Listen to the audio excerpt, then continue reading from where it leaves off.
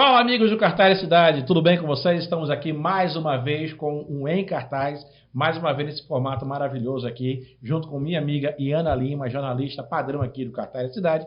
E hoje, com certeza, nós teremos uma personalidade ímpar aqui sendo entrevistado. Iana que vai fazer às vezes agora, joga duro, Iana.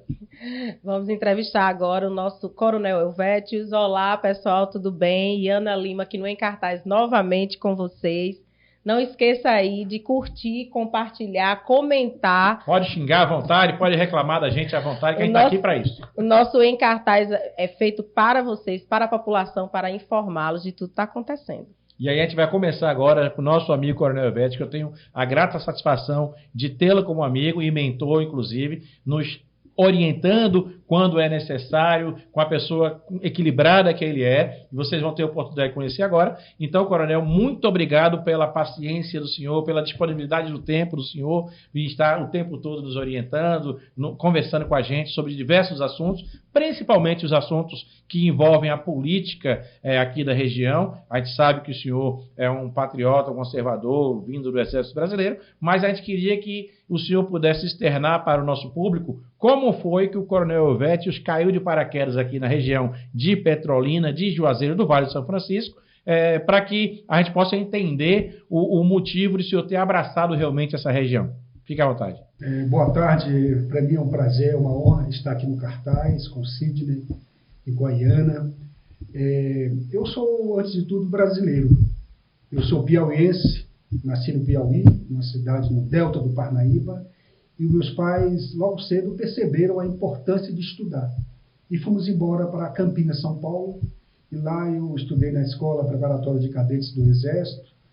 Naquela época você chamava todo mundo que vinha do Nordeste de baiano, né? Uhum. E eu, embora até acho muito honrado ser chamado de baiano, porque é um estado maravilhoso, de gente inteligentes, mas eu também me orgulho muito de ser piauiense. Com certeza. E explicava, não, eu sou piauiense, eu não sou baiano. E lá em Campinas eu estudei na Escola Preparatória de Cadetes do Exército, fiz os 3 anos, e de lá segui para a Academia Militar das Agulhas Negras, e após o meu curso de formação, eu fui trabalhar na Amazônia, em Manaus. Passei 3 anos em Manaus, um lugar que eu gosto demais. E ao longo da vida militar você viaja, você trabalha em diversos outros lugares. Trabalhei no Rio de Janeiro, trabalhei no Rio Grande do Sul, no Mato Grosso do Sul. E já como coronel, eu fui nomeado comandante do batalhão de Caatinga, o 72 Batalhão de Infantaria Motorizada, em Petrolina. E nessa região que atende uma porção enorme do Brasil, do saliente nordestino, eu mantive muito contato com o pessoal do Vale de São Francisco, da Bahia, de Pernambuco, e após me aposentar, eu decidi fixar residência nessa região. E fixei nessa região porque as pessoas são muito acolhedoras, francas, leais, e isso são valores que eu aprecio demais. Por isso que me trouxe a fixar residência nessa região. Ainda bem, né, Iana? Ainda bem. Há quanto tempo, Coronel, você já se aposentou e fixou residência e está aqui na região do Vale? Eu me aposentei com 35 anos de serviço no Exército Brasileiro. Entrei bem jovem, com 17 anos, e após passar 35 anos no Exército Brasileiro, eu fixei residência aqui em Petrolina e estou aposentado há 7 anos. Me aposentei com 50 anos, 51 anos. Às vezes as pessoas perguntam, é muito novo. Mas eu entrei no Exército bem novo. Bem cedo. São mais de 3 décadas, né? De serviço. E veja só, Iana, no Exército, naquela oportunidade, era internato. Desde os 16 anos, 17 anos, internato. Internato de acordar 5h30 da manhã, uma equipe escalada para limpar o banheiro, arrumar as camas. Desde cedo eu sempre gostei disso.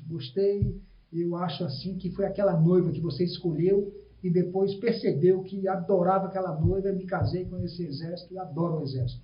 Organização, né? Sinônimo de organização, de planejamento, de retidão. E aí, com essas características todas, o senhor fixando a residência aqui e tendo, lógico, o seu posicionamento político, o senhor atraiu diversas pessoas que eu posso chamar de bolsonaristas, que são os patriotas, os conservadores, as pessoas que realmente têm o Brasil como uma pátria amada, e isso aproximou diversas pessoas no seu entorno.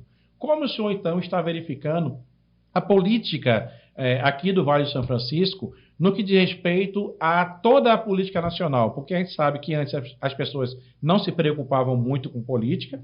Eu até posso dizer que antes o povo só se preocupava com futebol, com cerveja, com festa, e hoje em dia muita gente tem dito que se sabe mais a escalação do Congresso Nacional, do STF, dos ministros da Presidência da República, do que a própria escalação da seleção brasileira. Como o senhor tem verificado a mentalidade da população aqui do Vale do São Francisco em torno do senhor, com essa expectativa já para 2022 agora, que são as eleições para a Presidência da República, governo e para o Congresso Nacional? Eu tive a oportunidade de viver em todos os lugares do Brasil, todas as regiões do Brasil. Sudeste, Nordeste, Norte, Sul e Centro-Oeste. Em todos os lugares, a gente percebe uma idiosincrasia própria das pessoas, um modo de se conduzir, um modo de entender as coisas. Eu, por ser nordestino, embora tenha a facilidade de viver em qualquer lugar do país, mas eu gostei demais do modo como as pessoas aqui dessa região se comportam, se dão. E escolhi para morar no Vale de São Francisco, e tive a oportunidade de ter vários amigos, e esses amigos, cada vez mais, essas pessoas, a gente percebe nitidamente que o brasileiro, ele vem mudando, como muito bem você colocou, ele tem agora a percepção da importância de acompanhar a política nacional, a política internacional, e não ser simplesmente um passageiro de viagem, ser um passageiro, digamos, de uma agonia, ser simplesmente um marionete. E é importantíssimo que a população tenha essa percepção de entender, compreender e participar da política. Assim ele é um senhor de sua vontade e não vontade dos outros. Eu percebo cada vez mais o brasileiro, os jovens, entendendo isso. E isso é muito importante porque com isso a nação vai crescer, vai progredir e vai ser exatamente aquilo que o povo quer, e não o que os outros querem. Eu acredito que essa maior participação da população, principalmente dos jovens, devido ao acesso, né? Hoje, com as redes sociais, com os grupos de aplicativo aí nos celulares, o compartilhamento de notícias, né, sobre diversos assuntos, especialmente política, eu acho que o acesso está maior e isso traz essa participação, esse envolvimento. Eu acho que é isso que a gente está vendo hoje, mais envolvimento. E partindo dessa premissa de envolvimento, como o senhor tem verificado a política nacional? Nós estamos vivendo que momento hoje em dia? Em 2018, nós estávamos num momento crucial do que se chamava nós contra eles. Tinha o tal do ele não, tinha aquela briga toda entre o PT, o pessoal colocando as cores vermelhas, as cores ruins, as coisas ruins em cima do que o PT fez no Brasil, e, entre aspas, a salvação da pátria, que acabou caindo sobre Jair Messias Bolsonaro. 4 anos estão se passando e hoje nós estamos vivendo uma situação no país. Está parecida com 2018, melhor, pior. Existe ainda polarização, a gente sabe disso, mas como o senhor está enxergando a política atual da nossa nação, considerando inclusive as novas personagens que entraram, que é o STF, o Congresso Nacional, as diversas situações que foram criadas por essas personagens, como o senhor está enxergando a nossa política nacional hoje em dia? A gente percebe algo que que é muito antigo, inclusive, o acesso à informação. Na Idade Média, a Idade das Trevas, pouquíssimas pessoas tinham acesso a informações. A gente sabe que os monges, os padres, a igreja era detentora do poder e da informação. Só os livros que eram autorizados a serem publicados, eram publicados, as ideias que eram de acordo com o status quo, que eram liberadas, e etc. E tal. Nesse diapasão, a mesma coisa aconteceu no país. Só quem tinha acesso às informações eram raríssimas pessoas que podiam estudar, etc. E tal. Com a facilidade dos meios de comunicação, acesso à internet, por mais que nós procuremos, às vezes, buscar algumas bobagens, chega até nós algumas bobagens, mas, de maneira geral, as pessoas começaram a tirar aquelas vendas dos olhos e entender as coisas e perceberem. E hoje a gente percebe que o Brasil sofreu demais com um partido que se valeu da fé do brasileiro para se locupletar, para roubar, para fraudar, para fazer todo um trabalho ideológico, cedendo recursos do povo brasileiro para Angola, para Venezuela, para o Equador, para a Argentina. E dentro do país, o país não era beneficiado. O PT teve toda uma chance ímpar de fazer esse país crescer cada vez mais, mas não agiu assim. Pelo contrário, ele vilipendiou esse país, ele tirou tudo que o país tinha, inclusive a fé de querer crescer, a vontade de querer crescer. E os jovens hoje, nas escolas, a gente toda hora é bombardeado com bobagem do jovem, vê as coisas na internet, a gente vê que hoje o filho ir para uma faculdade ou universidade não é certeza que você vai observar aquele filho crescendo. Pelo contrário, ele estará sujeito a tudo de ruim, a drogas, a prostituição, a abusos, coisas que a gente não esperava que acontecesse. De sorte que hoje já percebemos isso. Percebemos que essas coisas acontecem, lamentavelmente. É verdade. E essa questão dos jovens, né, nos últimos anos, eles perderam a fé. Eu acredito que não é dizer perdeu a fé, mas nós ficamos dormentes, engessados. Exatamente. Às vezes os programas, as políticas públicas que foram criadas trouxeram alguns benefícios, mas engessou, adormeceu a nossa cabeça para pensar em política, para discutir, para questionar. Mesmo vendo as coisas erradas acontecerem, ainda acreditávamos que elas deveriam ser esquecidas por causa de determinadas políticas públicas, né? Que, na minha opinião, muitas delas são assistencialistas, né? E adormeceu a população, adormeceu a sociedade para aceitar. Então, eu acho que, para mim, esse foi o pior ponto. Quando você fala que as pessoas perderam, de certo modo, a fé, o ânimo, a confiança em si mesma, de prosseguir, de buscar um lugar melhor, uma melhor colocação, a gente observa pessoas que eram professores que nos ensinavam tantas coisas, e nós tínhamos aquela garra, vontade de perseguir, de lutar. Hoje, você observa que tem tudo, o jovem tem tudo, ele está desanimado, não tem coragem de lutar.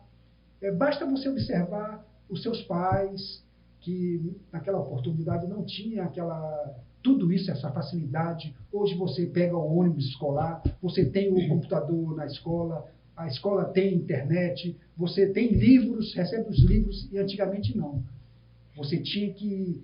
O livro que você usava era o livro do primo, do irmão, que passava de irmão para irmão. Ou quando a gente tinha que caminhar até a biblioteca no sol quente, meio-dia, para pesquisar, fazer trabalho, como foi o meu caso. Quantas vezes eu fazia trabalho na famosa enciclopédia Barça. A Barça. A famosa Barça, a Larousse. A Larousse. Aí você fazia pesquisa naquele papel ao maço, né? Fazia pesquisa, levava para a escola, a professora lia, dava valor, grau. Copiávamos tanto que criava calos nos dedos. Eu até hoje tenho. Eu nem mostro meu calo aqui, que é um calo enorme. Né? Já é ósseo. Ósseo. Porque era de muito estudo, de muita esforço. dedicação. A maior alegria minha era chegar em casa com a caderneta da escola, toda ela em azul, presente, feriado, que era o sábado e domingo. As notas, maravilhoso. E muito mais eu, que era nordestino, em São Paulo, em Campinas, São Paulo, que era o berço da Unicamp, aquele baiano, o baiano. E pejorativamente o paulista fala assim, que é o baiano, né? O cara que cuida da tijolo baiano, gelo baiano, aquele negócio todo lá que todos nós sabemos do tratamento pejorativo. E eu fazia questão de ser o melhor aluno da escola, para mostrar assim que não tem essa questão de ser nordestino, ser paulista. E interessante lá que todo mundo falava assim, qual foi a melhor nota da prova? Aí todo mundo dizia, foi do fulano, um japonês que tinha lá, no Nisei. Aí o pessoal falou, não foi não, foi do baiano. Foi do baiano. Aí o pessoal, o baiano tirou outra nota boa novamente. E assim a gente ia. Nosso orgulho era esse, de ter boas notas, de ser um excelente aluno. Superar. Se auto-superar. Então foi isso que eu aprendi. Hoje você às vezes está alienado. O cara prefere saber qual foi o lugar que a Anitta fez a tatuagem. Nossa. Qual foi a tatuagem que a Anitta fez? Aí vem a Anitta, o pessoal explicando para a Anitta o que é o Congresso Nacional, Câmara de Deputados, Senado Federal. Ela disse, então o Senado Federal é isso, é o que vota.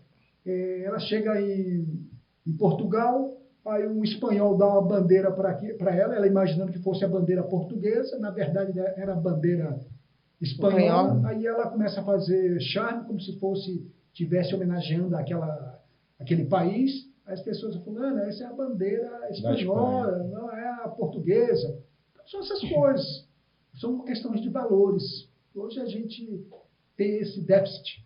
Mas aí também respeitando a todo o público que gosta de Anitta, só pegou pesado, né? Trazer logo a Anitta para cá, minha Nossa Senhora.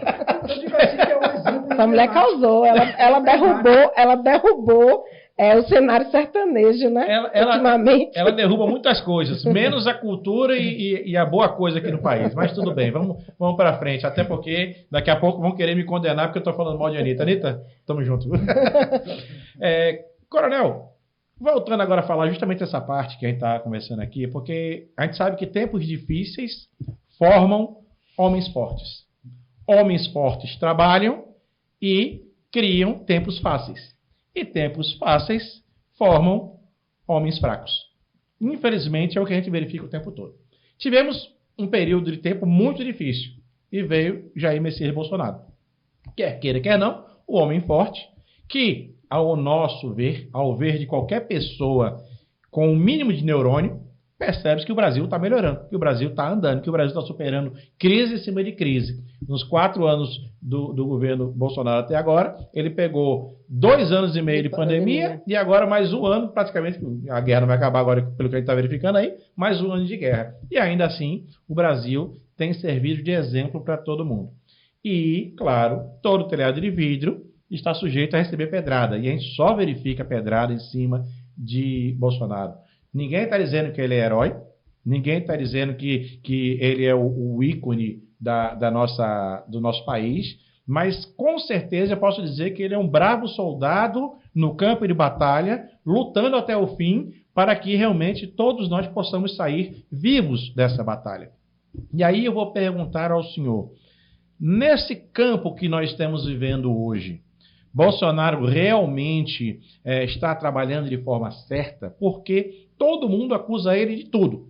Se é o pessoal que vai para a Amazônia, que o senhor inclusive trabalhou, e vem a óbito por terceiros, que a gente nem sabe, a gente só soube da notícia depois que o jornalista e o indigenista estavam mortos, e aí vão acusar o Bolsonaro. Se é porque a gasolina aumenta, porque o petróleo está lá em cima, a culpa é de Bolsonaro. Então, tudo no país, há muito tempo, a culpa é de Bolsonaro. E a gente sabe que essa narrativa vem justamente de quem não gosta de Bolsonaro. Mas eu queria do senhor um retrato verdadeiro para que as pessoas aqui pudessem entender como a gente vai poder ajudar o país se Bolsonaro realmente é um técnico bacana para poder tocar o time para frente, um soldado vibrante para poder motivar o resto da tropa na busca dos ideais do nosso país, ou se realmente o tempo de Bolsonaro já passou, já não é mais o indicado. Como é que o senhor vê a situação do Brasil hoje, porque a gente está perto das eleições, para que a gente possa mostrar ao nosso público a visão de um homem centrado como o senhor? Eu aprendi com meus professores que só se atira pedra em árvore que dá fruto. Você não atira pedra naquilo que não dá fruto. Uhum. Então, eu repito esse adágio. Só se atira pedra em árvore que dá fruto. Então, o nosso presidente pegou o país destroçado, a corrupção galopante, problemas gravíssimos de assassinatos. Nós estávamos com mais de 60 mil assassinatos ano, que é muito maior do que a Guerra do Vietnã. Estados Unidos, Coreia do Norte, foi menos de 60 mil mortos. E no Brasil era ano, mais de 60 mil ano. Então, hoje a gente viu uma redução de mais de 35%. 35% na criminalidade brasileira, graças ao Bolsonaro. Enfrentamos uma pandemia que grazou o mundo inteiro e o país perseguiu, continuou trabalhando na economia e hoje, quando o Bolsonaro assumiu, tinha mais de 14% de desempregados. Hoje tem menos de 10%, para ser mais correto, 9,5%. Então é muito trabalho, é muita competência. Competência por conta que quando você escolhe os soldados, as pessoas que vão ombrear com você, foram pessoas escolhidas tecnicamente e não por apaniguados, por questões de amizade, de conluio. E era assim que a gente observava no PT. Então escolheu o Tarcísio, o ministro da Economia, o Paulo Guedes, que está dando um banho a ponto de reduzir esse desemprego todo. A gente via que o PT só beneficiava os amigos, aos amigos tudo, ao inimigo os rigores da lei. Concedeu empréstimos ao grupo JBS, outro JBS hoje, a sede do JBS, o famoso Joesley Batista, se instalou nos Estados Unidos, a sede da empresa é nos Estados Unidos, e no Brasil ficou chupando o dedo. São essas coisas que a população já percebeu. São essas coisas, como, por exemplo, a metrô. Em Caracas tem metrô. Se anda em Brasília, só tem metrô na Asa Sul, na Asa Norte, e olha que algumas estações que funcionam. Então, esse dinheiro todo que era para ser aplicado no Brasil, o Lula fez o quê? Aplicou com seus amigos, Hugo Chávez, com o presidente da Angola, que estava mais de 35 anos no poder. Então, são essas pessoas. Então, é isso que o Brasil mudou. Então, quando vê as pessoas jogando pedra no Bolsonaro, eles não observam que esse país avançou. Criminalidade reduziu, o país conseguiu se manter a sua economia, reduzir o desemprego, melhorar o índice de educação. Aí ocorre um pequeno problema com 2 pessoas na Amazônia que entraram numa área perigosíssima. Mesmo que não tivesse criminalidade por conta do tráfico internacional, já era um problema. Quando se opera na Amazônia, se opera com tropa especializada, com tropa que conhece a região, tropa com guerreiro de selva que sabe operar na região. E não um jornalista que chega acostumado com Londres, não sabe onde está pisando, não sabe nem diferenciar um candiru de uma piaba. Aí eu falo assim, candiru, é porque eu morei na Amazônia há vários anos. Candiru, pra você ter ideia, é um peixe pequeno, que ele entra nos orifícios das pessoas. Ele entra nos orifícios e ele abre o esporão e você não tem como tirar. A criança vai nadar no lago, no igarapé, ele entra, por exemplo, no pênis da criança ou num orifício qualquer. É bem pequenininho, né? E ele abre só com cirurgia médica que pode tirar aquele peixe. E é um peixe. Então, veja como é complicada a Amazônia.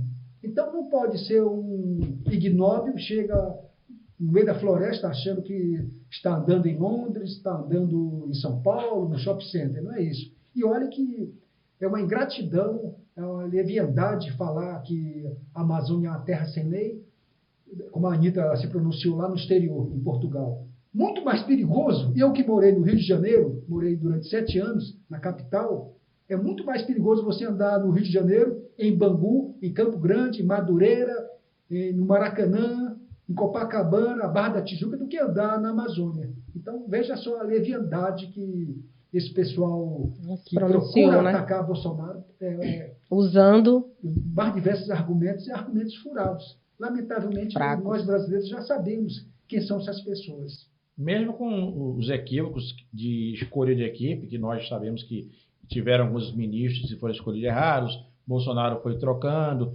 mas a ninguém é dado a obrigação de acertar 100%. O objetivo é tentar acertar o tempo todo.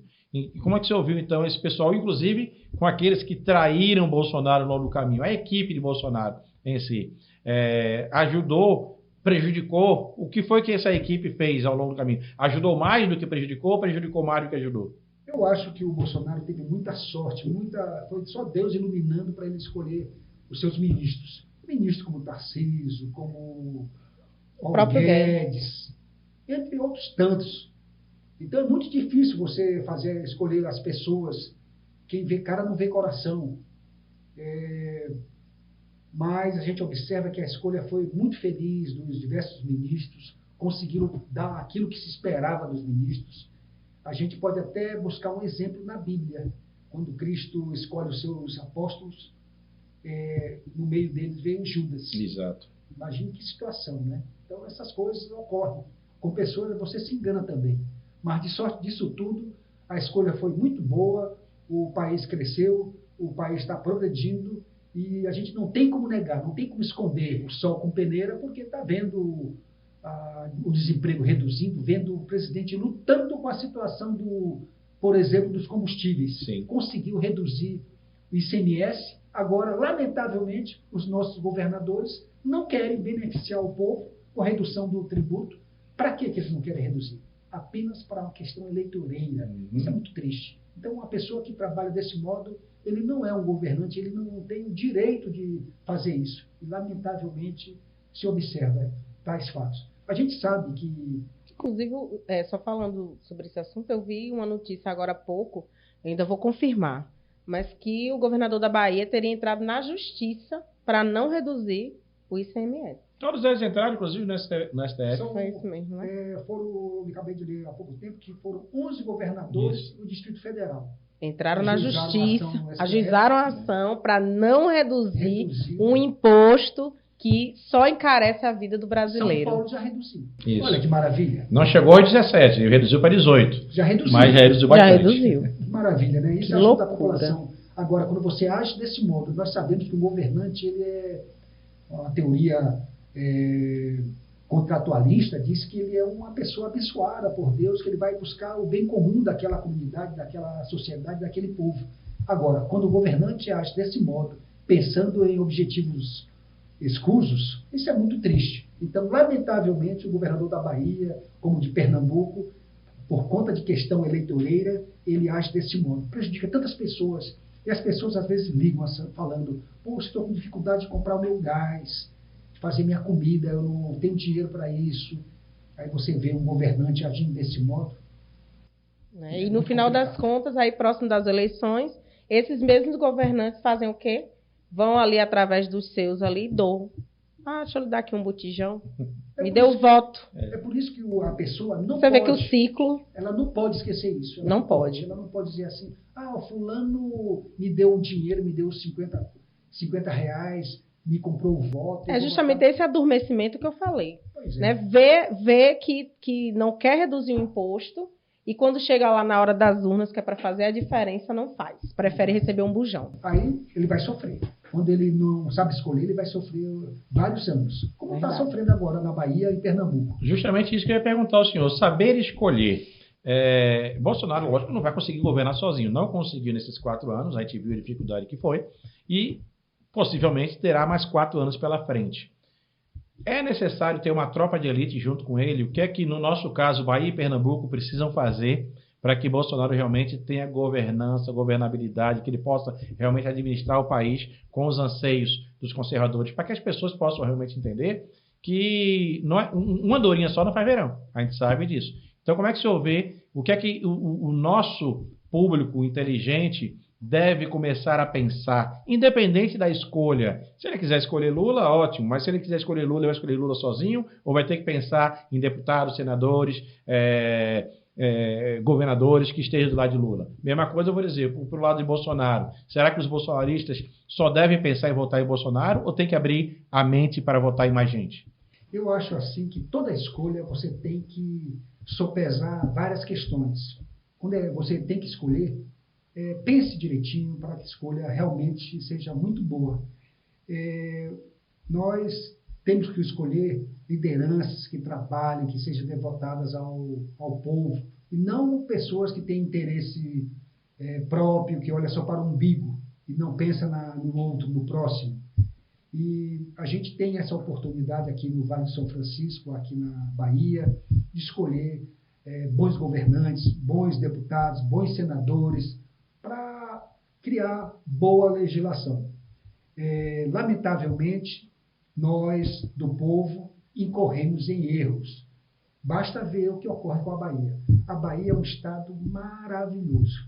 Ela tem de todas as condições. Áreas agricultáveis maravilhosas, como no oeste da Bahia, como aqui no norte da Bahia, perto do Piauí. Petróleo, vento, condições de instalação de usinas eólicas, Solares. Energia solar. E mais do que isso, o povo. A grande riqueza da Bahia, mais do que a questão energética, de condições ambientais ou naturais, é o povo. Basta observar, os maiores cérebros brasileiros foram baianos. Hoje a gente começa a procurar, cadê a Bahia? Cadê os grandes gênios da Bahia? Cadê o Rui Barbosa? Você não encontra mais. Por que não encontra mais? Porque não foram educados, não são educados. E não são educados por quê? Porque os governantes não querem mais ter esses grandes cérebros, como tivemos, como no caso do Rui Barbosa, o Águia de Haia, que chegou na Europa e discursou em vários idiomas, perguntou. Eu lembro que, como menino, eu lembro que falava do Rui Barbosa. Todo mundo dizia assim, esse menino, esse fulano quer ser o Rui Barbosa. Era o exemplo de inteligência no Brasil. Hoje, a gente não pode dizer mais isso da Bahia. Por quê? Porque não tem mais escolas. As escolas são ruins. E são ruins por quê? Porque os governantes não querem mais que surjam esses gênios, lamentavelmente. Daí, a necessidade da gente escolher bem os nossos governantes, pessoas que queiram o bem da nossa nação, do nosso estado, da nossa região. Escolher bons líderes. Essa é a realidade. Eu acredito que a escolha, ela deva ser como a gente escolhe um colaborador dentro de uma empresa. A gente tem que ver o currículo, tem que ver como as pessoas, como é o comportamento dessa pessoa, se essa pessoa tem um histórico, qual é o histórico dela, né, social, político, profissional. Então, eu acredito que a escolha deve ter como base o que realmente esse candidato vai oferecer para a população. Eu até falei sobre isso num dos nossos programas Opina, sobre a questão do servidor público. As pessoas não têm ciência do que é servir à sociedade. Eu, corroborando a sua ideia, eu digo assim, quando se escolhe a esposa, você pesa e só pesa várias questões. Você vê, essa pessoa que eu vou viver, compartilhar minha vida, você não escolhe qualquer pessoa. Pense assim quando for escolher seu governante, o seu deputado, o seu senador. Pense quem é essa pessoa, o que de bom ele tem a apresentar, qual é o conteúdo dessa pessoa.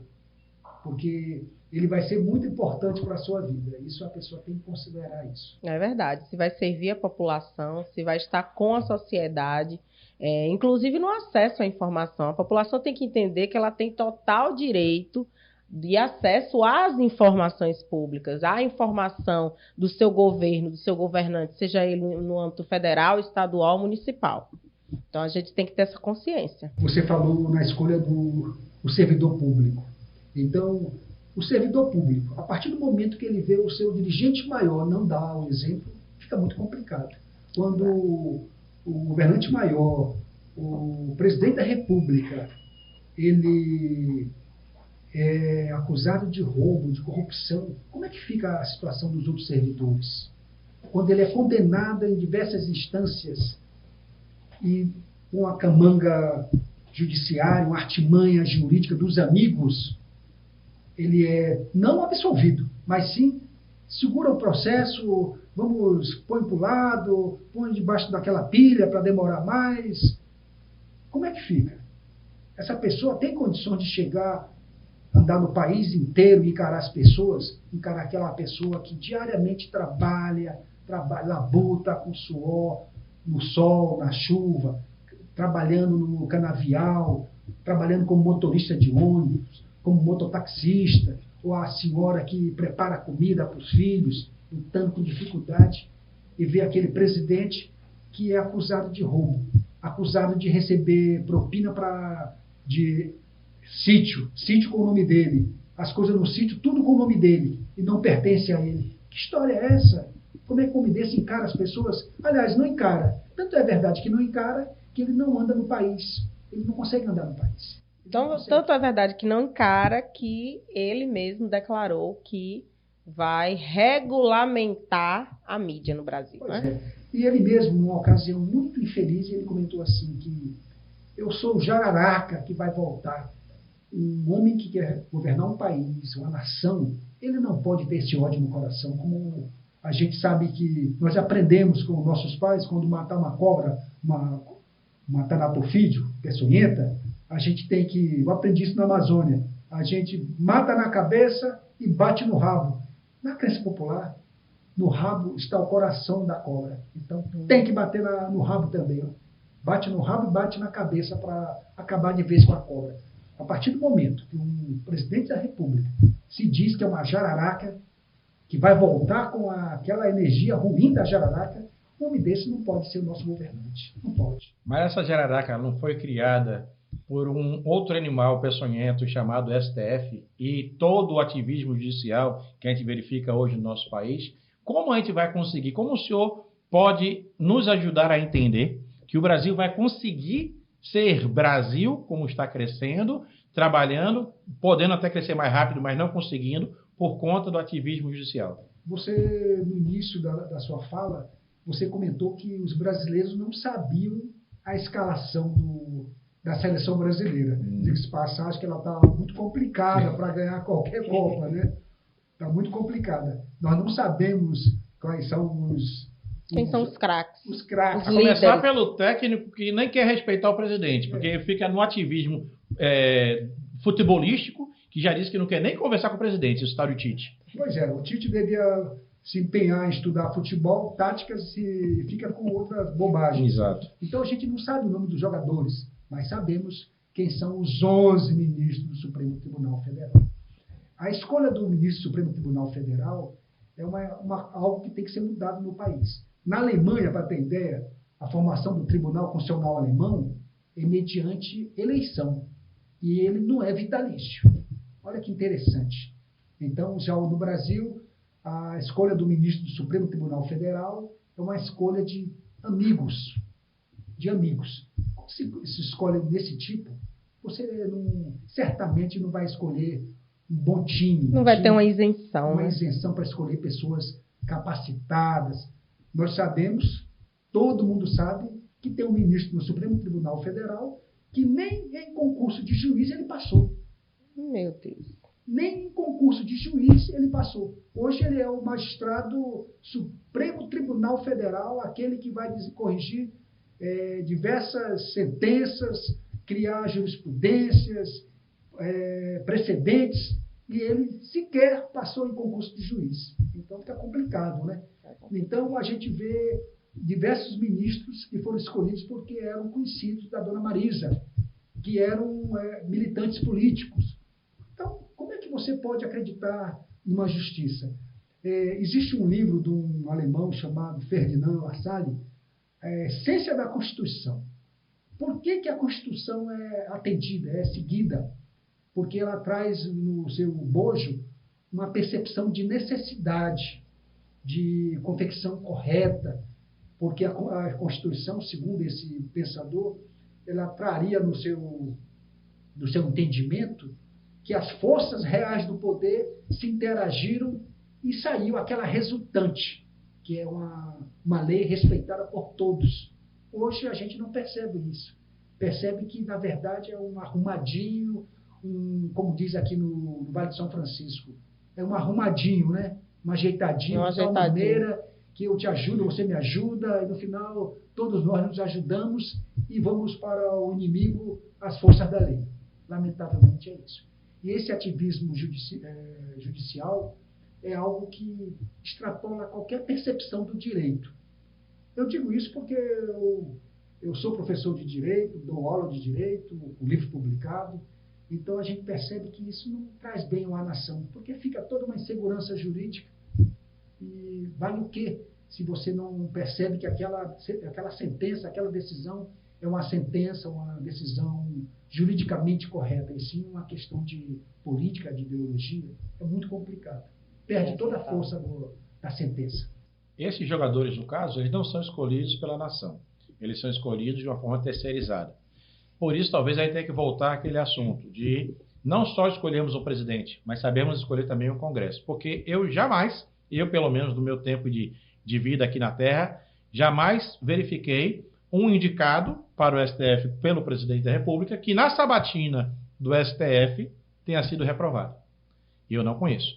E o que é pior, a permanência dessas pessoas com o ativismo judicial, com a completa demonstração de incompetência ou maldade, que hoje em dia eu já não falo nem mais que a incompetência é maldade mesmo, o próprio Senado Federal deveria estar fazendo as suas funções, mas também não o faz. Começando pelo presidente do Senado, que todo mundo sabe que tem causas através do seu escritório de advocacia que são ligadas a Minas Gerais, com aquele problema lá de Brumadinho, e que a gente sabe que estão sendo ajuizadas já no STF para saber os valores milionários que a Vale vai ter que pagar, a gente sabe disso. E ainda assim, os demais senadores não forçam a barra para que realmente a cúpula do Senado possa fazer a sua tarefa. Então, seguindo essa linha de raciocínio, seria essa a forma do povo entender que pode mudar para termos um STF forte, que o STF é necessário, a gente sabe disso. As pessoas que estão lá é que são malfadadas, pessoas peçonhentas, pessoas que realmente estão preocupadas só no ativismo judicial, e está sendo mudado de forma gradativa, que a gente tem 2 lá agora que são ligados religiosamente ao presidente, e a gente verifica o tempo todo que essas sim estão seguindo a Constituição, mas existem ainda outros 9 que precisam, teoricamente, ser trocados. Então essa seria a forma do povo conseguir, a longo prazo, que isso não vai acontecer do dia para a noite, realmente conseguirmos trocar esses ministros para que eles façam o STF voltar para o lugar dele? Veja bem, quando o povo começa a ter essa percepção que não está certo, que não está correta as decisões, que aquelas decisões contrariam a lógica, isso é muito triste para a nação. Isso você começa a perceber que a nação pode esfacelar. O povo não compreende como perfeita aquela decisão. Quando o povo começa a entender que aquela autoridade não representa o povo, isso é muito complicado. Porque complicado, isso mostra que o tecido social está começando a rasgar. Não tem mais a receptividade daquela decisão jurídica, daquela decisão judicial. Ela não representa para aquelas pessoas como legítima. Isso é muito triste. E por que o povo não vê como uma decisão legítima? Porque percebe que as decisões tudo baseadas quando é meu amigo, eu vou dar uma decisão que lhe favoreça. Quando é meu inimigo, eu vou dar uma decisão que vai prejudicá-lo. A partir desse momento, não há justiça. Há vingança, não justiça. E é o que vem ocorrendo com o país hoje. As decisões são baseadas na questão o advogado não fala assim, as decisões são baseadas na capa do processo. Qual o nome que consta na capa do processo? Esse aqui é meu amigo, então a decisão vai ser boa. Esse é meu inimigo, esse eu não concordo com ele. A decisão vai ser uma vingança. Então, a partir desse momento, começa a não se acreditar na força normativa da decisão e dessa justiça. Isso é muito triste porque mostra que o país pode esfacelar. E quando eu falo pode esfacelar, eu falo como militar, que a gente sabe que isso aí é o vírus para uma secessão do país. Secessão, eu quero dizer, uma divisão do país. Isso é muito triste. Eu até fico muito consternado quando se começa a ter essa percepção. Em breve, os senhores vão observar as pessoas falando que o país está numa iminência de uma secessão, uma guerra civil, uma guerra entre irmãos fratricidas. Infelizmente. E Ana, a gente está chegando já ao final do programa, Coronel. A gente esqueceu de perguntar alguma coisa que tenha passado em branco aqui por nós, para que o Coronel possa ir para as considerações finais? Não, é isso mesmo, né? A gente falar sobre todas essas questões, né, da insegurança jurídica, que eu acho que é o mais preocupante, quando a gente não pode confiar que a nossa Constituição está sendo respeitada por aqueles que estão lá no topo, né, que é para resguardar, que é para serem os guardiões, e eles não são. Isso é preocupante, é triste. Para a gente finalizar nossa entrevista, foi muito bom que o Coronel Elvétios trouxesse esse assunto, para que as pessoas tenham consciência, gente, que a Constituição é que mantém nossa sociedade sóbria, nossa sociedade reta, né, unida. Então, sem a Constituição ser respeitada, sem as leis serem respeitadas, sem a segurança jurídica de sentenças, a nossa sociedade vira uma bagunça. E aí, Coronel, a gente queria que o senhor agora, para que pudesse fechar com chave de ouro, se dirigisse ao nosso público do Cartaz Cidade, como já disse o senhor, é um público muito inteligente, que pensa com seus próprios neurônios, que pega as informações realmente para tomar certas decisões. O que é que o senhor diria para o nosso público do Vale do São Francisco, na condição de líder em todos os sentidos, inclusive o líder político, na condição de estarmos no ano de 2022, que é um ano super importante para o Brasil? O que é que o senhor diria para quem nos assiste, para que a gente possa pulverizar suas informações? Eu estava muito ansioso para que você não fechasse o programa se eu der essa mensagem final. Com certeza. Porque Jamais. eu queria que você não me visse como um pessimista. Pelo contrário, o país, o Brasil, ao longo de toda a sua história, ele passou diversas situações difíceis, de ruptura, mas todas as vezes ele suplantou essas dificuldades. O povo é muito forte, o brasileiro é muito abençoado e ao longo do tempo, ao longo de toda a sua história, ele foi suplantando as dificuldades. Quando chega no momento do abismo, surge uma situação tal que ele vai avançando e avança a ponto de ser atualmente a 9ª economia do mundo. É sempre lembrado, é um país que tem entre os 5 países que tem a maior dimensão territorial, as maiores riquezas, a maior biodiversidade. Então, um país desse, um país que tem uma das maiores populações, um país desse não pode, não qualquer. Ele vai sempre suplantar as suas dificuldades e avançar. Por que vai suplantar? Porque o nosso povo é muito forte. É muito forte e a gente sabe que esse povo tão forte e vai avançando, a despeito das dificuldades. Tanto é verdade que a gente tem hoje um presidente que conseguiu amalgamar toda essa ideia de prosseguir junto com Deus, com a família e com a liberdade. E cada vez mais avançando. E esse é o destino do país, ser uma grande nação. Graças a Deus. Com certeza. Por isso que eu agradeço muito a presença do senhor. O tempo do senhor realmente é uma coisa extremamente preciosa. Eu queria agradecer muito ao público do Cartaz da Cidade. Aquele público, inclusive, que me critica, me xinga, não tem problema nenhum. É dado o direito a todos, pela liberdade democrática, que nos escutem, se quiserem também, para poder fazer devidas críticas. Não condenem o coronel, não condenem Ana, podem condenar a mim, que eu estou aqui tranquilamente para servir de saco de pancada. E aquelas pessoas que realmente coadunam com as ideias que estão sendo conversadas aqui, peguem as informações para melhorar o seu capital intelectual, para que vocês possam discutir de forma mais profunda nos seus ciclos de amizade, para que você possa servir de sementinha na cabeça daquelas pessoas ou que não entendem nada de política, ficam dizendo que não gostam de política, ou que estão indecisas sobre quem vão apoiar no ano de 2022. Então, eu tenho que agradecer muito ao senhor, Coronel, que o senhor realmente é uma pessoa fantástica, brilhanta as nossas vidas com a sua presença, a sua luz é muito, muito grande. A gente tem que agradecer a Deus realmente pela existência do senhor aqui na Terra e tenha certeza que o senhor será convidado mais vezes para que possa nos trazer mais informações boas, porque o público do Cartaz Cidade precisa de boa informação, como o senhor aqui nos trouxe. E Ana, joga dura agora aí com os comentários finais para que o nosso público não me bata, mas que, se for o caso, me critique e que você fique lá em cima, o coronel fique lá em cima. Lembrando que o Cartaz da Cidade, é um veículo de comunicação onde a gente fomenta o debate, onde a gente quer que as pessoas discutam, que elas conversem, que ideias sejam trocadas. Eu quero agradecer ao Coronel Elvétios pela brilhante exposição aqui da situação política do nosso país, né? O fato dele escolher a nossa região para ficar aqui na nossa região, né? Fixar residência e trazer todo esse brilhantismo aí para a gente. É uma honra estar aqui dividindo a bancada com o senhor.